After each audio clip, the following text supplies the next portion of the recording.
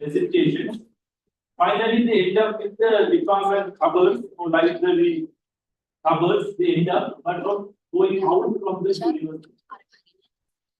So this is the problem the faculty realized. We have to encourage and motivate our undergraduate students. At least the students who conducted research in the undergraduate time, we have to select a very good paper out of those, and those papers, at least in the abstract format, will be published. Or should be published. That is the reason these undergraduate symposiums are promoted by the faculty and university. I discussed with the students and also we don't much bother about the quality of conducting the events, but we expect maximum the quality of publications. While you publish big present papers, this is going in the abstract formats. This goes in the online and everywhere. So companies they can see the good papers of you, they can use as reference or they can use for their actions or for their policy making for the further purpose. So that is the main concern of this conference. I know the difficulties the first conference is organizing. This is the difference between knowledge and access. Companies they are learning and learning. Sometimes we put into practice, it's difficult to practice. And I hope this is the first conference well organized. Even though there are some time delays, but really the students work very hard and lecturers work very hard and organize this one. I expect today your good presentations. I see the last couple of conferences, project management and earlier accounting and finance. I really motivated. Really, I was very motivated. The student presentation, how now, for example, we are parents, we are very happy our kids are showing their colors. Our kids are very intelligent and showing big colors, the parents they get happy also. As well as for the teachers also, their academics, when we can motivate this because of your performance. Not anything else, buildings or something, nothing will motivate us. How you perform, how you show your colors, how your researchers are going on, how you are in the country, what positions you belong to, how do you contribute to this country, that is making us also motivate. That motivates us to do more and more things in this faculty or in this university. That is what we expect from you. So just finishing the research and putting the dissertation, don't leave off. And this research presentation doesn't end for you. You have to continue. Now this is the only abstract is going to be published. And here also you can get to know from the experts what are the mistakes you made and what are the very good findings you made. Then you can make it as papers, research papers, and you can publish. Then all other people they will use it. Your researchers, especially I see in the UK when I was in PhD. Undergraduate researchers are getting very popular in UK policy making. They are using the undergraduate research publications and they shape their policies, government policies, economic policies. You put very good title, youth in actions, reimagining the shaping the country.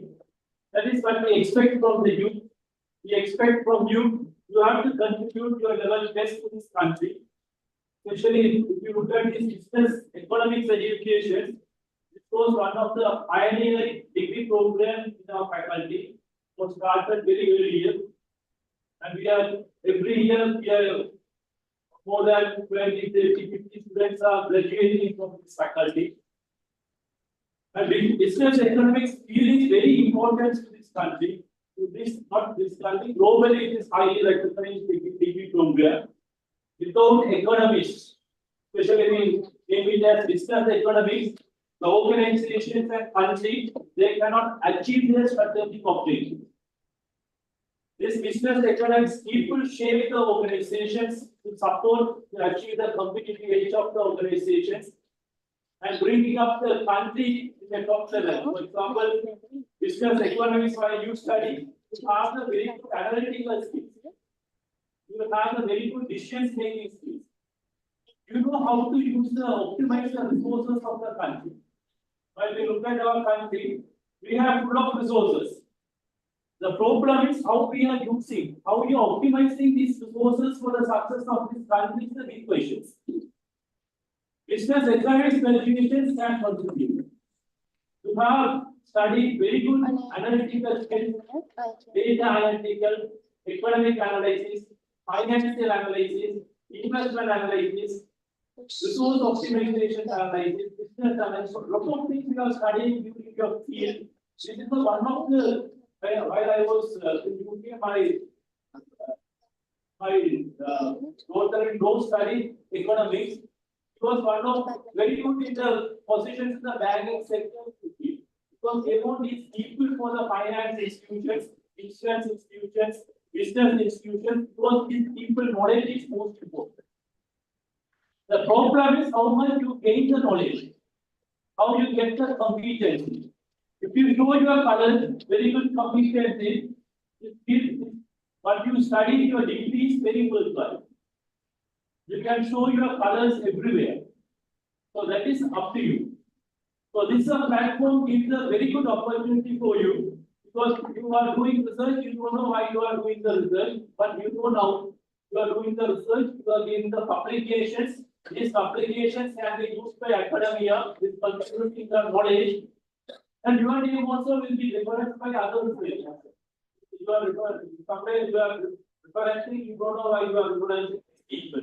You may think this person or some maybe more difficult person, that's why his research we are requiring. Not like that.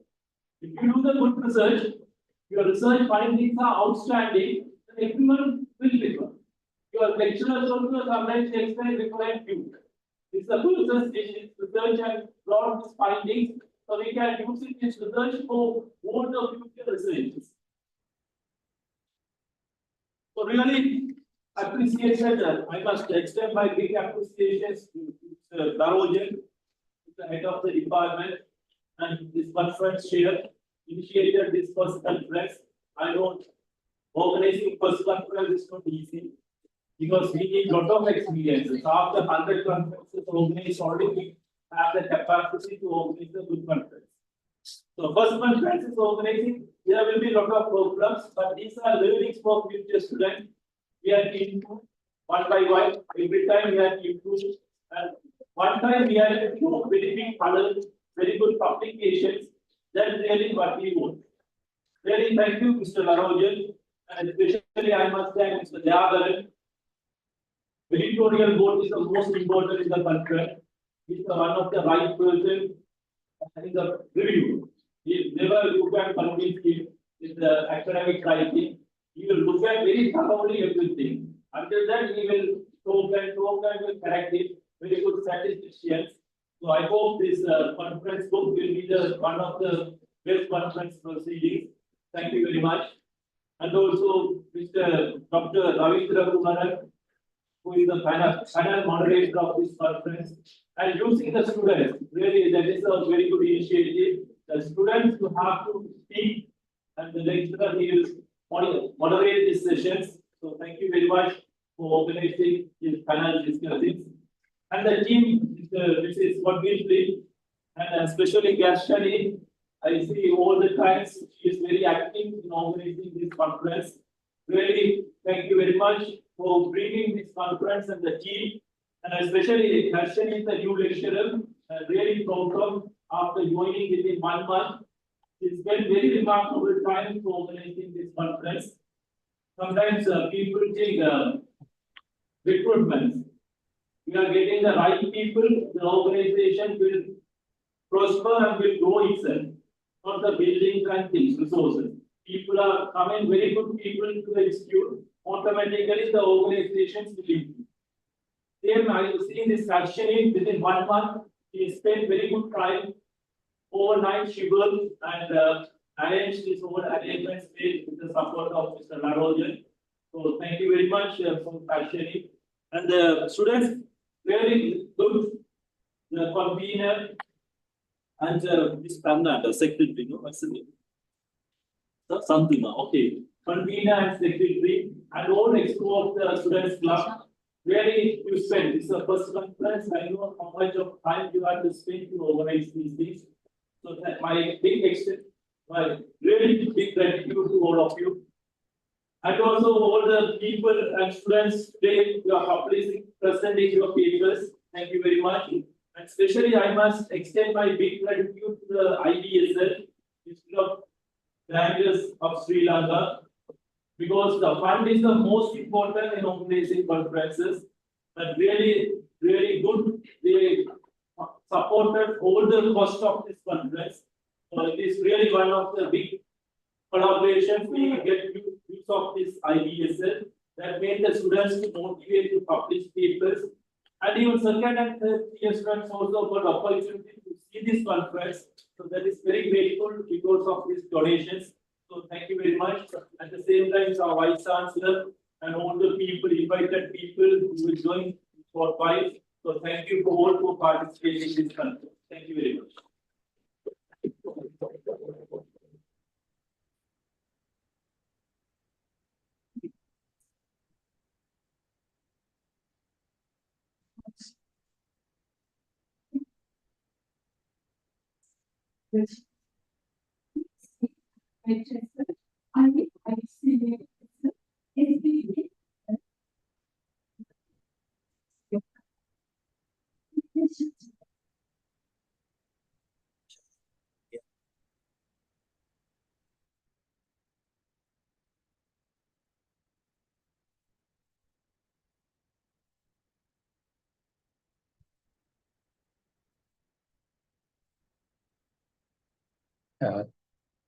Good morning. I hope you are audible.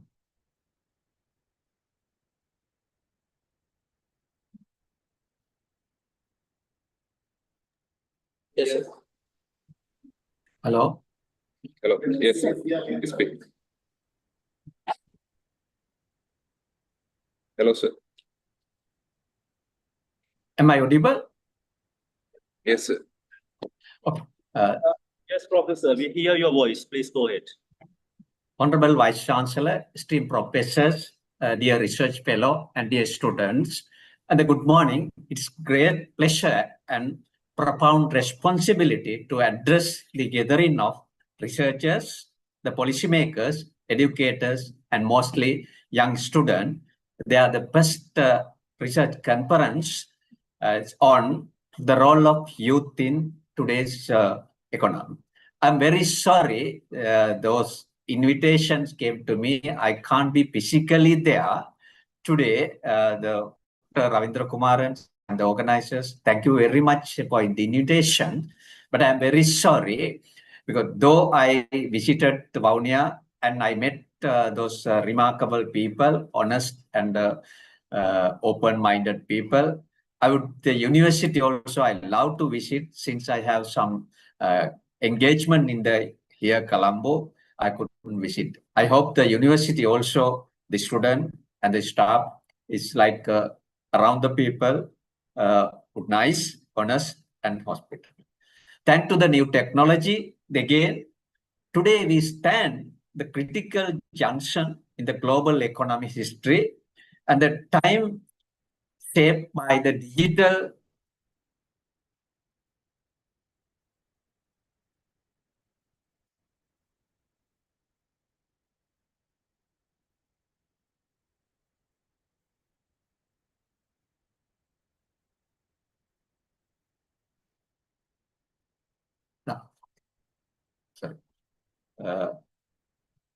digital revolution, climate crisis, demographic shift, and the rise in inequality. In this complex and rapidly transformation world, the youth are not only beneficiaries and victims of change, they are the changes. So I start with one of the stories around three classmates, the small town in Sri Lanka. It's a true story, but I hypothetically named them Ishara, Ruan, and Anil. So before I tell the story, let us begin with some of the understanding youth as a part of the demographic changes. Globally, over 1.8 billion are between age 10 and 24. The largest youth population in South Asia, it makes around 50%. Sri Lanka is undergoing profound economic and social transformation. Yet one constraint remains here.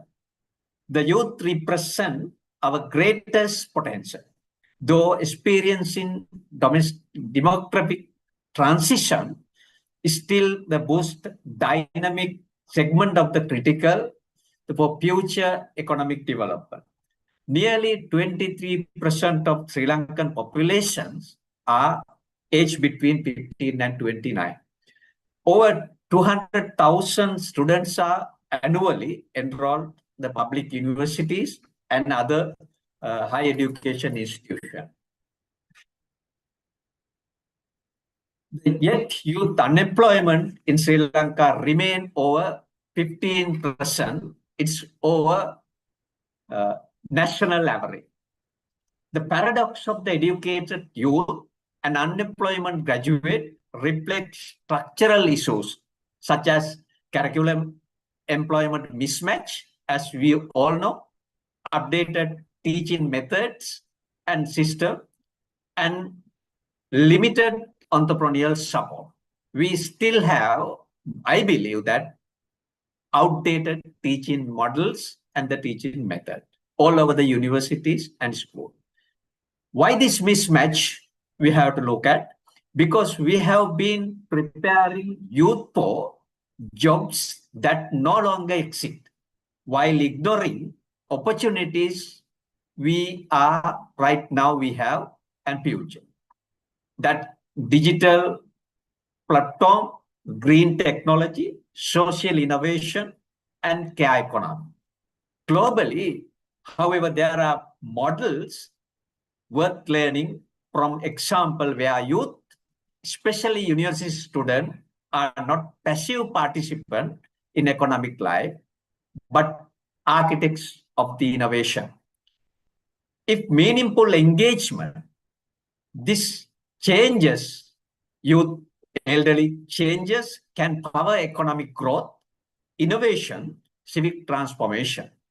But if neglected, it can be source of frustration. That really what happened in Sri Lanka in some cases, instability, lost potential, and the time bomb demography.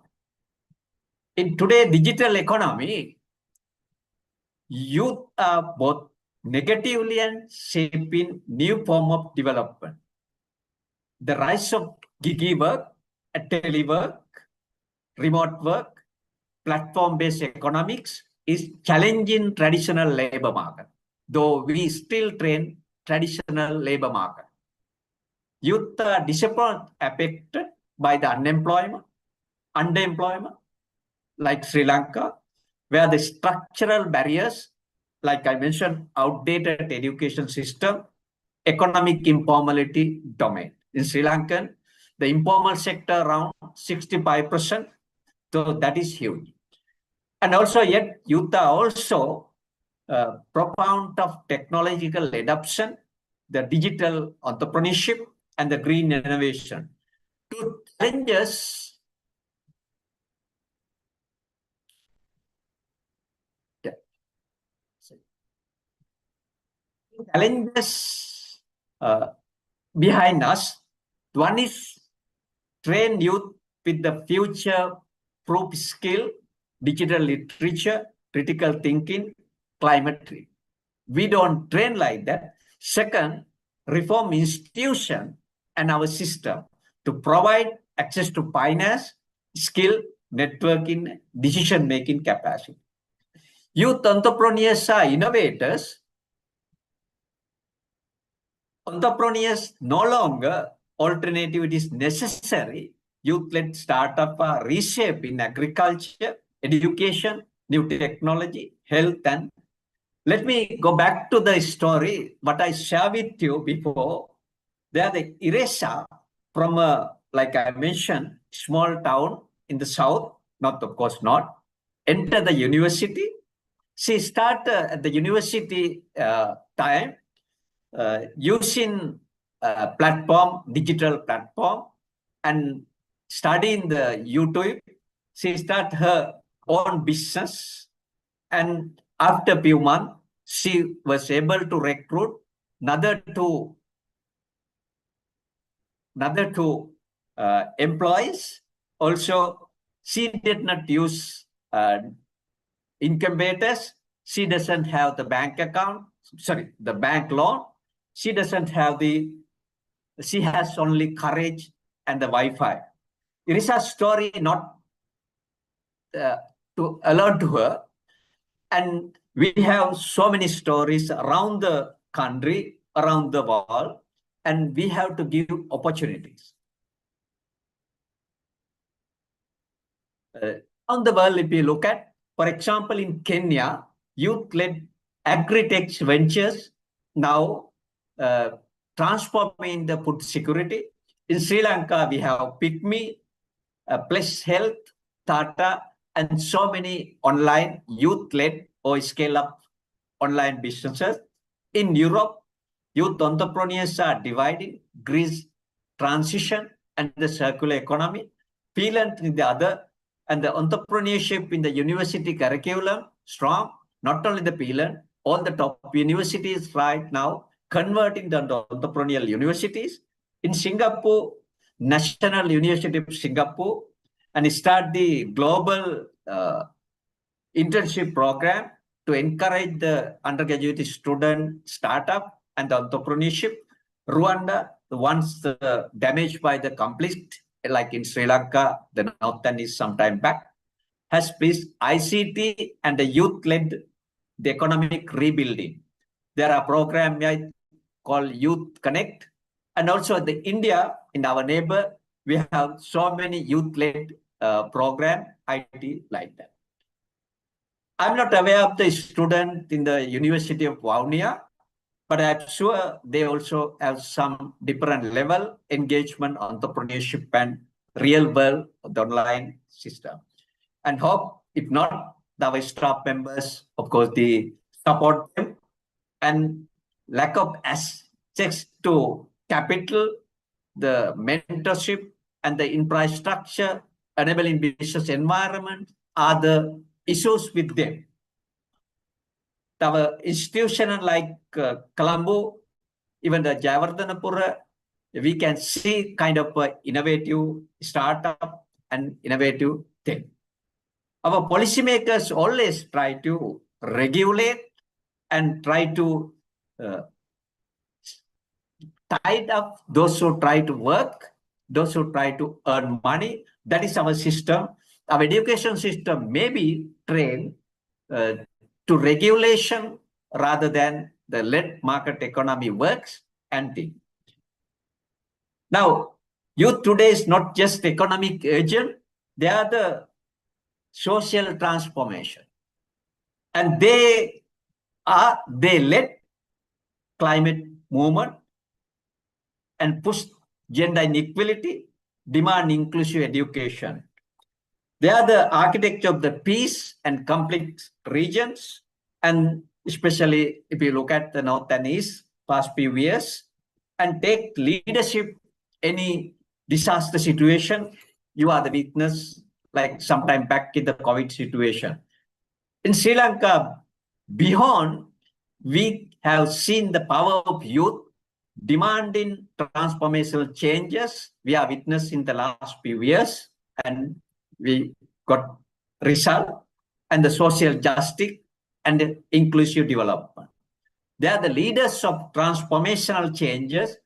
So like I said, we saw this proper. And also now development strategies is complex. We can't do development strategies, development initiative without support of youth. As we advance toward the sustainable development goal, some of the goals directly linked to the youth sustainable development goal 4, 8, 13. Yet youth are too often, however, excluded from policy dialogue, budgetary allocation, and the research agent, and also research work, and we must change that. And go back to my story where the three classmates, Ishara, Ruan, and Ani. Now, the Ruan, he failed A-level and he did not rather A-level, but what happened later, he joined the community work and subsequently he entered the politics. As a politician, he is in parliament, now he's decision maker. You see, the Ishara educated in our system, she was busy education and now right work. No time the community work, of course, and the one into the parliament, less educated, that is the system. If you go back to the real situation in the academic world and research, and we have responsibilities in our research work. Of course, what we are doing to produce evidence-based research. Today, we can see your presentation, this kind of a real evidence-based, but we have to go beyond evidence-based. We have to do research work, engage with the public, private, the partnership also. That collaborative work is very important and produce something the community what we want. Our youth has to focus and do research. Today's their days, not tomorrow. So let me talk about the role of universities in this junction. Universities must not be the warehouse of knowledge to perform economic transformation. Universities has to guide, lead the world through developing entrepreneurial university. We need the curriculum reform. We need the experience, new learning method, learning model. We have to develop university, public, private, people partnership. Today, universities, we have to focus on entrepreneurship. The policymakers must look at that line. In that, the policymakers must provide targets, incentives, youth, and the universities, create university innovative fund to support entrepreneurship and the university-led entrepreneurship, establish national youth economic forum, economic policy dialogue like today what we have, and back to the home country in Sri Lanka again. If you look at what we have our side, one hand we have bright, capable youth. You can see all over the north, east, south, we have literacy and the hunger of changes and the capable youth. And student-led initiatives we have, not only the university level, we have the school level also. We, in Colombo University, we can see, the Moratuwa University, we can see, the Peradeniya, we can see, even the Jaffna. Hopefully, no news, but the Vavuniya University also, really we can see. And on the other hand, the university system, university structure is rigid and discourage disciplinary innovation, tight control by the UGC. We need the flexibility, university independent somehow. And the lack of early explore to the real world changes we have. That's one of the another weaknesses. And the weak career guidance that also we have. And also the minimum startup entrepreneurial league. That's also another. We must ourselves ask some question. Are we creating enabling environment for university youth to drive the economy? Are we preparing them only to follow outdated job path, or we lead them startup entrepreneurship? Like I remember one Chinese, the richest businessman say, a job give you money, not a life. But entrepreneurship give you the fortune, that is give you the future. Let's explore 5 key sectors youth are not just participating, they lead the economy, new economy. The first one, digital economy, where you can see the digital economy, youth-led innovation, reshaping online education, everywhere you can see in digital economy. The second, the green and circular economy is the another area. So many examples all over the world. You can see how youth engage in green and the circular economy. Like even Sri Lanka, we have youth forum. And the Sweden, for example, you have innovative environmental youth-led companies. In Kenya, also in the developing country, in the African, youth-led several programs, for example, eco-pass recycling, this kind of programs you have. Third area, the youth now focus in creative economy, that is music, dancing, that's youth, through especially YouTube and the other areas, youth engage so much work. Now, for example, in Korea, halal, in Sri Lanka, we can see so many youth innovative or youth-led this kind of music program. And fourth one, care economy also now we have to focus. That is also especially developed countries is with the elderly population much bigger proportion. Sri Lanka also now entering the elderly population age and the demographic sort. And the business like Sri Lanka caring through online packages, we can see so many, like for example, one package, if I remember, Happy Minds. And the not only Sri Lanka and developed countries, for example, Thailand, you can see youth-led corporate societies. And in Canada, on the other side, in the developed world, so many youth-led caring, elderly caring society. Finally, another area also in the economy, we can see youth engage in the social enterprises and youth-led social enterprises. We can see several, not only the developed countries and developing countries also. I propose 5 actions here. One is we need to invest youth skill entrepreneurship. That is the critical AI-led, green, and the care related. And we have to redesign education and vocational training system toward the labor market, focus entrepreneurship rather than training jobs. And third one, I propose mainstream youth national development plan, where right now we don't have in Sri Lanka. And the fourth, promote youth access to finance and digital tools. That is also very important, especially the marginalized group and women. This kind of digital tool promotion, skill development is very important. Finally, fifth, support youth-led research. That's exactly what we can see today. And the policy education and innovation labs also the very important.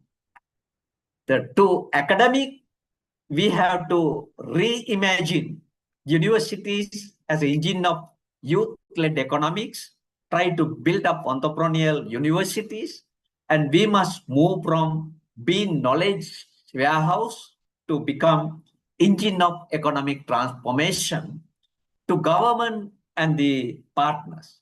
I propose trust youth, invest in youth, legislation for youth-driven the future. To all of us, let us stop asking what youth can do for the economy.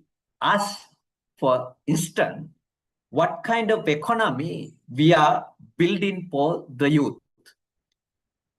As the government side, however, some policies, like the recent digital tax, the government recently increased digital service tax in Sri Lanka, that negatively affect to the new economy and the youth entrepreneurship.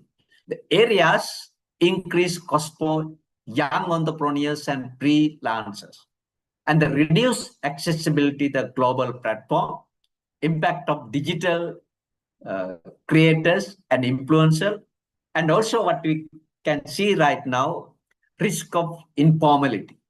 Risk of informality right now you can see due to increased tax, the SMEs, the micro businesses convert more and more informality. That's also a danger, this kind of thing. The policymakers must understand that youth are not just users of this technology, they are the drivers of this technology. Tax like digital service taxation must empower, not penalize, and increase the potential, identify the externalities, and guide the youth in this direction. Now, if we go back to the story what I shared with you previously, three classmates, Isara, Ruan, and Anil. Now, I talk about the Ruan, what happened, he entered the politics. Isara entered the university, start online businesses. And the Anil, the other hand, but he did not pass the A-level and he enjoyed that time. Now he doesn't have jobs. And what the government, which Ruan represent, increased tax 34%, sorry, 36%, and the indirect tax together almost over 64% tax, and support the Anil. Now, both way, what happened exactly, since the taxing over 36%, government discourage workers like Isara and encourage poverty and discourage workers like Anil also because they get in breathing.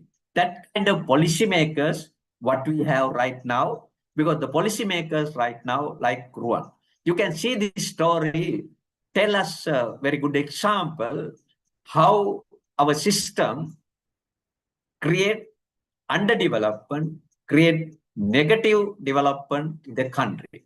Youth has to understand my final word and the reflection, if I conclude what I so far discussed, two things, what I try to say throughout this three classmate story, and the other side, my speech based on the youth in the today's economy.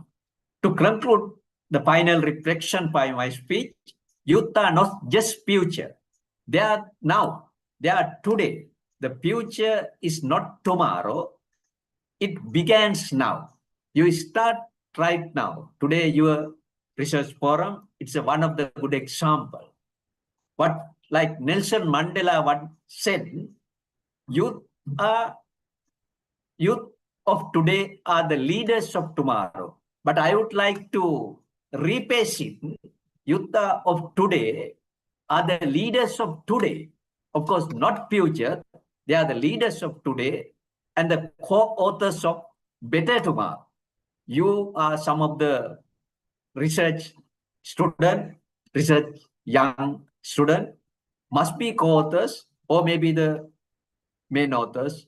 You work, help tomorrow.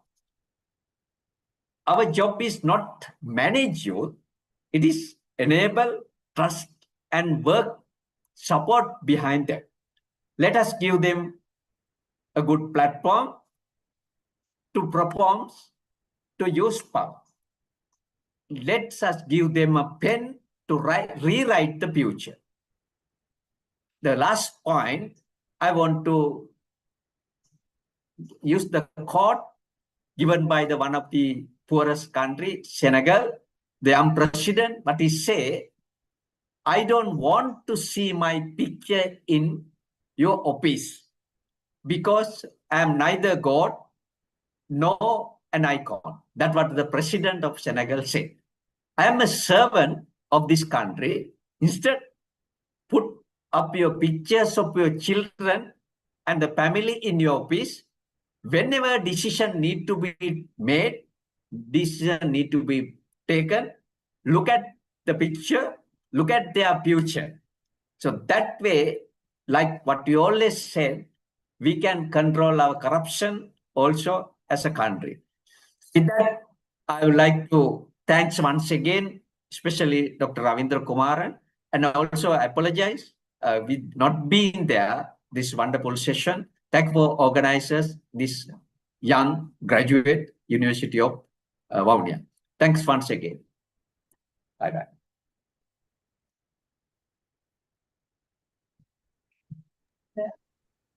A kind reminder that today's university wouldn't have been possible without the valued partnership of the Institute of Bankers of Sri Lanka. A big thank you to IBSS for being a driving force behind this university.